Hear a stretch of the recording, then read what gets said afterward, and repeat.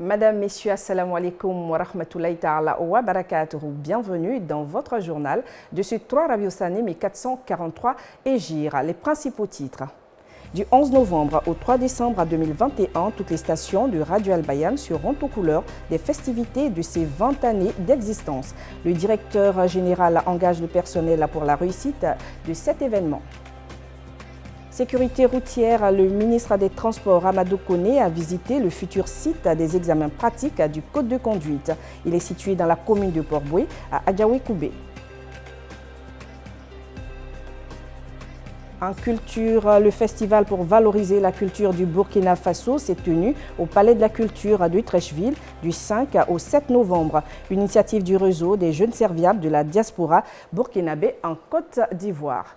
Ouvrons ce journal par la célébration des 20 ans de Radio Al Bayan qui approche à grands pas. Du 11 novembre au 3 décembre 2021, toutes les stations seront aux couleurs de la fête. Dans le cadre de cette commémoration, une rencontre a eu lieu ce matin entre la direction générale et le personnel pour la réussite de cette manifestation. Ahmed Bakayoko. Novembre 2001, novembre 2021, voilà 20 ans que la radio Al Bayan n'a de cesse contribué à véhiculer le message islamique et bercer des générations. Selon le directeur général de la structure, Imam Cissé Djigiba, cette constance remarquable a permis à la radio d'atteindre les sommets et à réussir l'impossible en si peu de temps. Justement, à l'occasion de ces 20 ans d'anniversaire, une manifestation taillée sur mesure se tiendra pour un hommage à sa juste valeur. Aujourd'hui, en ce mois béni, l'enfant a 20 ans.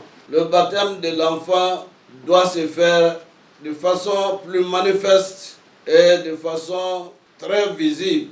Cet enfant n'est autre que Al Bayan.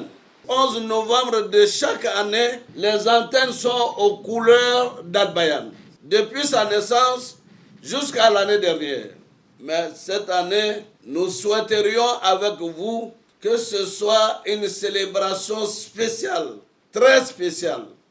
Visage de ces 20 années de persévérance, d'efforts et d'investissement au service de l'islam, l'imam Cissé Djigiba, sans une once d'égoïsme, n'a pas tari d'éloges sur le personnel de qualité dont dispose Al Bayan. Personnel qui ne cesse de travailler d'arrache-pied depuis 2 décennies pour le rayonnement de la maison aux couleurs vertes et blanches.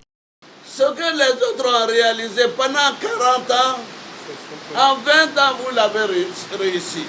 Vous êtes des ouvriers japonais, infatigables, qui ont le sens du devoir et de la responsabilité, le sens de la mission. Je ne sais pas si vous êtes aussi heureux et fiers que moi. Moi, je suis fier de vous. Malgré les chuchotements qu'on peut avoir, les incompréhensions qu'on peut avoir, les insatisfactions qu'on peut avoir, quelquefois les manifestations de colère qu'on peut avoir, vous êtes parmi les meilleurs en Côte d'Ivoire. Je suis fier de vous et de tout le personnel. Le patronage sera assuré par le ministre d'État, ministre de la Défense, Téné Birahima Ouattara, le parrainage par la ministre des Affaires étrangères, de l'intégration et de la diaspora, Kandia Kamara, enfin la présidence par les ministres Vagondo Diomandé et Amadou Koulibaly, respectivement ministre de l'Intérieur et de la Sécurité et ministre de la Communication, des médias et de la francophonie.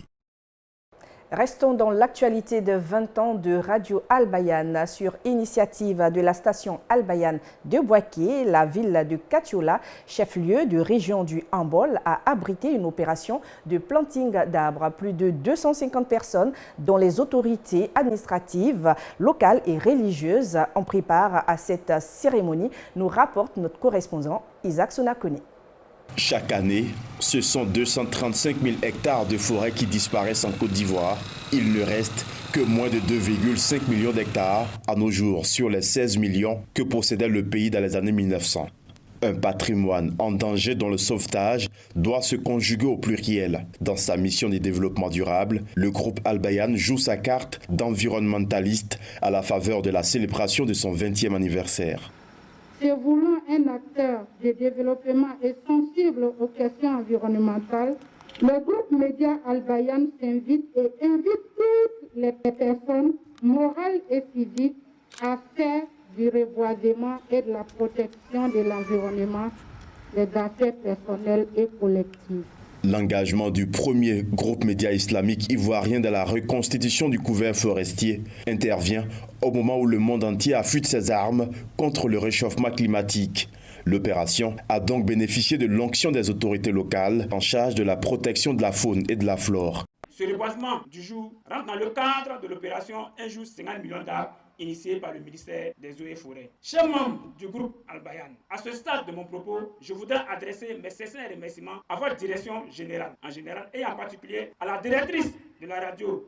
Si tout le monde, à son niveau, plantait un arbre, on serait apte à relever le défi du gouvernement qui est de reconstituer notre couvert forestier, a affirmé le préfet des régions Kwamebi, et de rappeler la place de l'environnement dans la vie de la nation.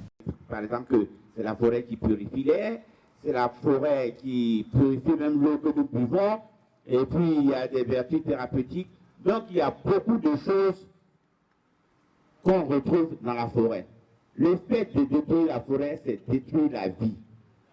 Après la cérémonie solennelle, officiels et participants ont colonisé la parcelle d'1 hectare à reboiser en essence de teck dans la cour de la résidence du préfet, où 1000 plants ont été mis en terre. De l'administration préfectorale au conseil municipal, en passant par le conseil régional, tous ont loué l'initiative du groupe média Al-Bayan.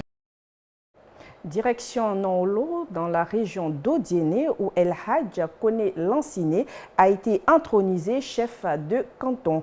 C'était le 31 octobre dernier, lors d'une cérémonie tenue dans l'enceinte de la cour royale à Séguélon. Le reportage de Yacoub Koné et Sissi Daouda Lachik.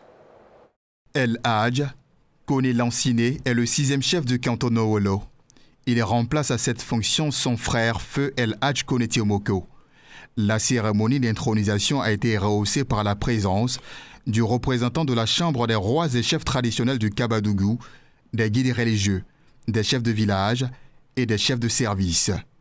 C'est par une démonstration des rites traditionnels que la cérémonie a débuté, dans une ambiance festive. El Hadj Koné Lanciné est infirmier d'État à la retraite. Il est désormais installé dans ses nouvelles fonctions de chef de canton selon les us et coutumes. Il a exprimé sa reconnaissance aux élus et cadres, ainsi que les populations qui lui ont apporté leur soutien à cette occasion. Il s'est engagé à prôner la cohésion sociale, le dialogue et la paix dans les 56 villages qui constituent le canton Nolo. Autre chose à présent, le ministre des Transports, Amadou Koné, a visité jeudi le futur site des examens pratiques de conduite. Ce site est situé dans la commune de Port-Boué, à Adjaoui-Koubé. Des précisions avec Mariam Sidibé. Vraiment, les conditions sont un peu difficiles parce que le terrain était avant vaste, mais avec la nouvelle construction, le terrain est devenu restreint. Donc nous avons des difficultés vraiment pour pouvoir passer les examens de conduite. Donc les inspecteurs sont obligés de sortir avec les candidats pour faire la circulation. L'actuel site réservé au code de conduite à Cocody de Plateau offre peu de commodités aux candidats au permis de conduire. Dans le cadre de sa réforme, le ministère des Transports a acquis un site de 5 hectares à Adjaoui-Koubé, en zone aéroportuaire dans la commune de Port-Boué. Il permet aux candidats de passer le code de l'examen de conduire dans de bonnes conditions. Vaut mieux tard que jamais. Ça fait des décennies qu'on passe le permis de conduire à Abidjan. Jamais à Abidjan il n'y a eu donc un centre moderne d'examen de conduire. Le 7 juillet dernier, à l'occasion de la présentation de la stratégie de sécurité routière, nous avions souhaité que nous puissions avoir sur l'ensemble du territoire national une douzaine de centres d'examen modernes, à commencer par donc celui d'Abidjan qui est le plus grand. On a eu les accords du gouvernement pour le faire et on s'est mis immédiatement au travail. Le nouveau centre d'examen pratique ne sera livré qu'en décembre prochain, car les travaux sont pour l'heure réalisés à plus de 60%. Le projet est évalué à plus de 600 millions de francs CFA. Parlons culture, un festival pour valoriser la culture du pays des hommes intègres, le Burkina Faso, s'est tenu au Palais de la Culture du 5 au 7 novembre dernier. C'est une initiative du réseau des jeunes serviables de la diaspora burkinabé en Côte d'Ivoire. Masseni Bari. Ce festival culturel burkinabé, qui est à sa première édition, est dénommé les 72 heures du Burkina Faso à Abidjan. Une vitrine qui met en évidence les atouts culturels dont la gastronomie, l'artisanat et la musique burkinabé. Cette initiative, à en croire le président du réseau des jeunes serviables de la diaspora burkinabé en Côte d'Ivoire, est un acte patriotique. Premièrement, c'est la promotion de la culture burkinabé, dire aux autres cultures, montrer aux autres cultures ce que nous avons de beau. Voilà. Et au-delà de ça, vous savez que nous sommes un réseau de compétences qui veut inviter les uns et les autres à des rencontres d'échange. Voilà, cette mobilisation aussi est due à ces tournées qu'on a fait dans les différentes villes de la Côte d'Ivoire. Et je félicite toutes ces délégations de l'intérieur qui ont compris les messages et qui y sont. Les autorités diplomatiques du Burkina Faso et de la Côte d'Ivoire ont salué ce cadre de renforcement de fraternité et de coopération de ces jeunes. L'organisation des 72 heures du Burkina Faso à Abidjan, qui a reçu l'accompagnement des autorités burkinabées et ivoiriennes, témoigne de l'intérêt que celles-ci accordent à cette belle initiative. Aussi, assisterons-nous en 72 heures à des moments de communion, de renforcement de la fraternité, de l'amitié, de la solidarité et de la cohésion sociale entre Burkinabés, mais également entre Burkinabés et Ivoiriens, voire entre Burkinabés et les autres communautés. Je suis très contente. Je les encourage et les soutenir davantage. Je suis prêt à les accompagner dans les 72 heures à venir. Défilé de mode, dîner de compétences, expositions, ventes et concerts ont meublé la première édition des 72 heures du Burkina Faso à Abidjan. Avant de boucler ce journal, découvrons les faits marquants de l'actualité internationale africaine avec nos confrères de la VOA. En Éthiopie, un chef du groupe armé Oromo Ola qui combat le gouvernement éthiopien aux côtés des rebelles tigréens a affirmé que ses combattants se trouvaient près de la capitale et préparaient une nouvelle attaque. Le TPLF et l'Ola ont revendiqué la semaine dernière la prise de 2 villes de la région de l'Amara. Plusieurs ambassades ont appelé leurs ressortissants à quitter le pays.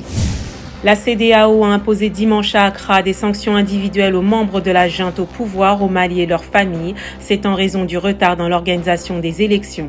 Ces sanctions comprennent l'interdiction de voyager et le gel d'avoirs financiers. Au Nigeria, la commission électorale a déclaré que des risques portant sur la sécurité ont retardé le vote du gouverneur de l'État d'Anambra et le scrutin a été reporté à mardi. C'est la fin de ce journal. Merci de votre aimable attention. Bonne suite des programmes sur votre chaîne. Wassalamu alaikum wa rahmatullahi ta'ala wa barakatuh.